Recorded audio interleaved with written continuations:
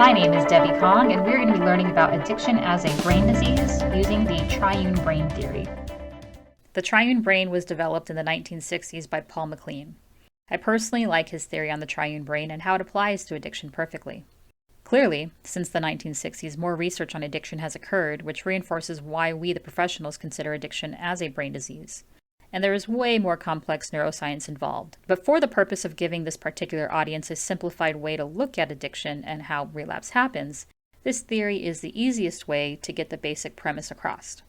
The first area of the brain is the brain stem. This area of the brain is responsible for survival. The fight, flight, freeze response is in this area of the brain, particularly in the amygdala.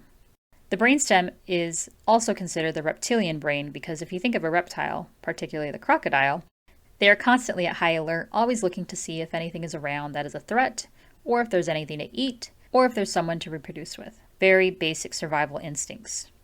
The next area of the brain is the limbic system, also known as the pleasure-reward area of the brain. This has been considered the mammalian brain.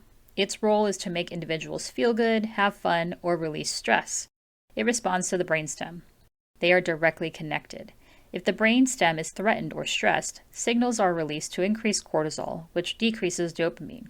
The limbic system responds by doing something that then will increase dopamine, which is anything pleasurable. Eating a pint of ice cream, tasty foods, drugs, alcohol, sex, gambling, etc. The next area of the brain is the prefrontal cortex. This area of the brain is responsible for rational decision-making, impulse control, judgment, love, morality, decency, where the seat of the personality is, and where spirituality is. This area of the brain defines who a person actually is. This is why most family members are wondering, who are you? When they see their addict stealing, lying, cheating, or doing things completely out of character to who they know their loved one actually is. So when the crocodile gets triggered, the alarm that goes off is equivalent to a fire alarm. If the fire alarm went off right now, and I continued talking, more than likely you wouldn't be able to hear me.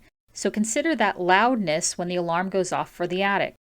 The monkey brain responds with, I know what to do to make you feel better, alcohol or drugs.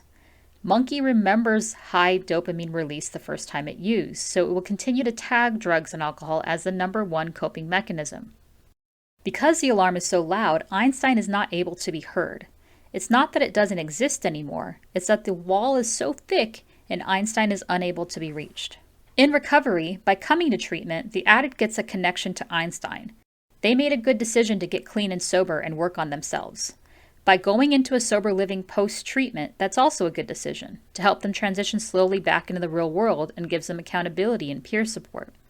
By getting a sponsor right away, that connection will help them differentiate between good decisions and poor decisions, as well as have a person who has gone through what they are going through and support them through difficult times in early recovery. By working their steps with a sponsor, it will help them heal with all the wreckage of their addiction and find healthier coping mechanisms.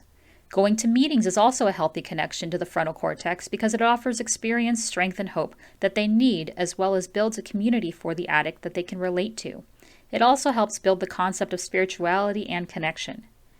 Getting connected in the fellowship of AA or NA also is a connection to the prefrontal cortex because it helps tame the impulsiveness of addiction as well as building accountability and keeping them honest with themselves and their peers. So, if they are having a hard time or feeling the stressors of life, they can have the support within their peer group. Therapy could also be helpful for a handful of addicts or alcoholics due to the nature of addiction. Some people may need therapy to heal from the main reasons why they may have started using drugs and alcohol in the first place.